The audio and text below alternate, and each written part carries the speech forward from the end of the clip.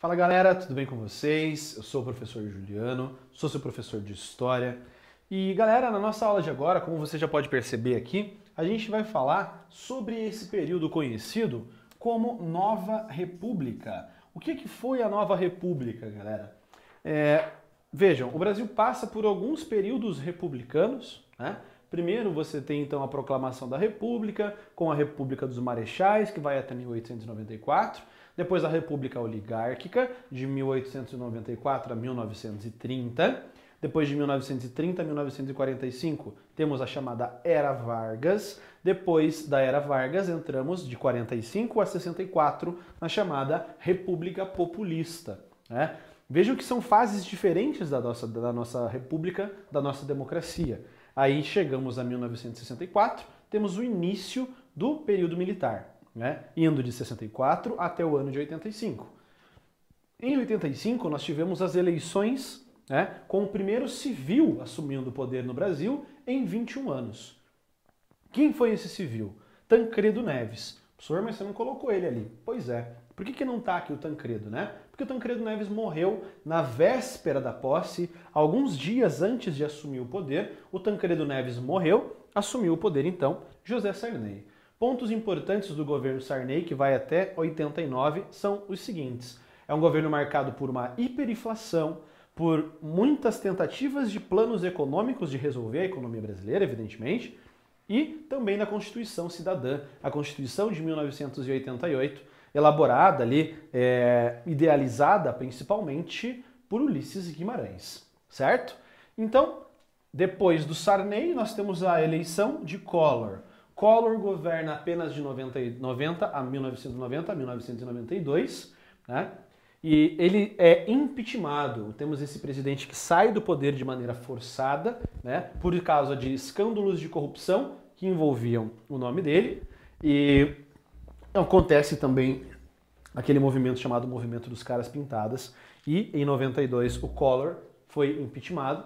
Quem concluiu o seu mandato foi Itamar Franco, que é exatamente sobre esse cara que a gente vai falar aqui na nossa aula de hoje, certo? O que a gente vai ver então? O governo do Itamar e também o governo do Fernando Henrique Cardoso. Galera, entendam que esses caras aqui, ó, principalmente o Itamar e o FHC, estão nos inserindo, também o Collor, por que não? Estão nos inserindo em um mundo de globalização. Nós vivíamos até anteriormente um período de Guerra Fria, em que você era necessário ter um alinhamento ou aos Estados Unidos ou à União Soviética. Acaba-se a Guerra Fria, 89 que era do Muro de Berlim, 91 fim da União Soviética, nós temos o início desse mundo globalizado, em que as tecnologias começam a se espalhar pelo mundo, né? E a informação se torna algo muito mais acessível e as comunicações. No início aqui dos governos Collor e também do governo Itamar, se você tiver alguma pessoa que tinha lá, sei lá, já era adulta nesse período, pergunta para ela como era acesso aos telefones, por exemplo. Os telefones fixos eram coisas muito raras, né? Dificilmente você conseguia ter direito a uma linha. Você pagava caríssimo para você ter acesso. Aí quem tinha acesso fazia os ramais, né? Que iam distribuindo ramais ali entre pessoas próximas, enfim, né? Coisas como um telefone fixo eram muito complicadas e de difícil acesso.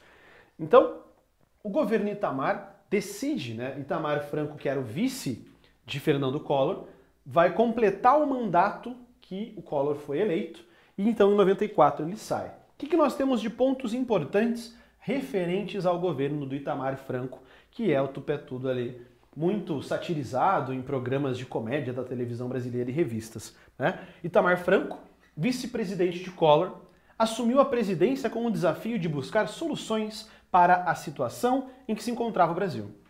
Entre a receita e as despesas da União, havia um rombo de cerca de 20 bilhões de dólares. Cerca de 1/3 do parque industrial brasileiro estava parado e havia altíssimas taxas de inflação e desemprego. Por que esses parques industriais estão parados? Muitos por causa do congelamento de preços e também por causa aquele plano Collor que confiscou os bens de pessoas que estivessem ali em contas poupanças e contas correntes. Isso fez com que muitas empresas abrissem falência, né? E o Collor, além disso, incentivava a entrada de produtos estrangeiros no Brasil, dificultando a competitividade das indústrias brasileiras. E aqui do governo Itamar Franco ele vai estar tentando solucionar esses problemas, né? Vejam como é importante a gente perceber essa sequência de fatos, tá? Então, o Itamar Franco também tenta resolver o problema principal do Brasil, que é a economia, né? Este governo foi bem sucedido no controle da inflação.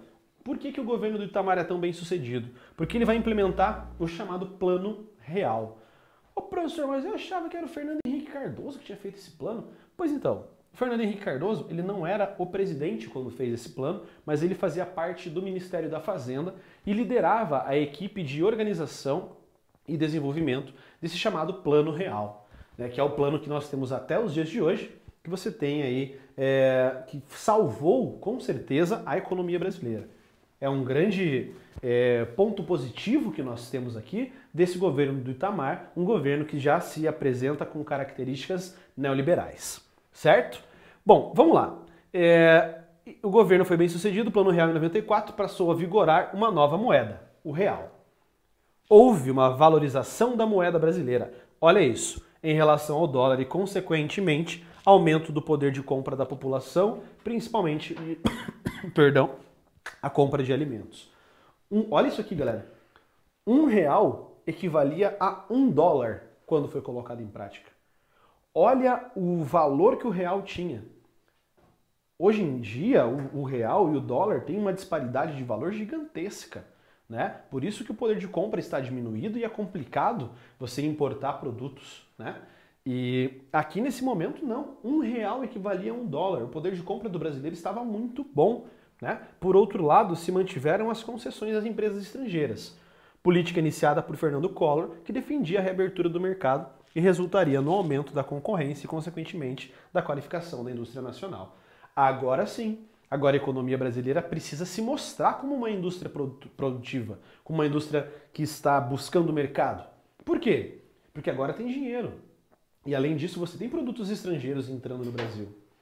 Olha só como tem algumas coisas que aparecem para a gente trabalhar, né? O que eu estou querendo dizer?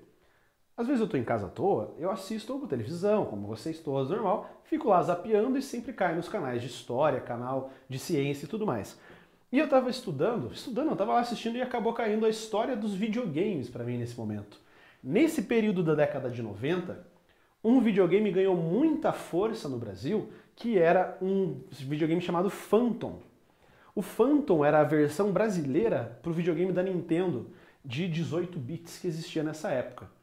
E esse Phantom, o que eles faziam? Como o real estava valendo $1, eles conseguiam ir para a Ásia, comprar os componentes, iam para o Japão, compravam os componentes desse videogame da Nintendo, voltavam para o Brasil, montavam um videogame com essas peças melhor do que o Nintendo e vendiam mais barato. Isso demonstra a competitividade da indústria brasileira com a indústria estrangeira.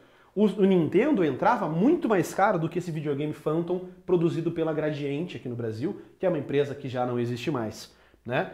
Para você perceber como que os videogames então podem ser utilizados aí numa sala de história, viu só? Não sempre, né? Cuidado. E essa abertura foi um ponto importante, né? O controle da inflação proporcionou grande popularidade para o ministro da Fazenda, do Itamar Franco, que era o Fernando Henrique Cardoso, conhecido como FHC.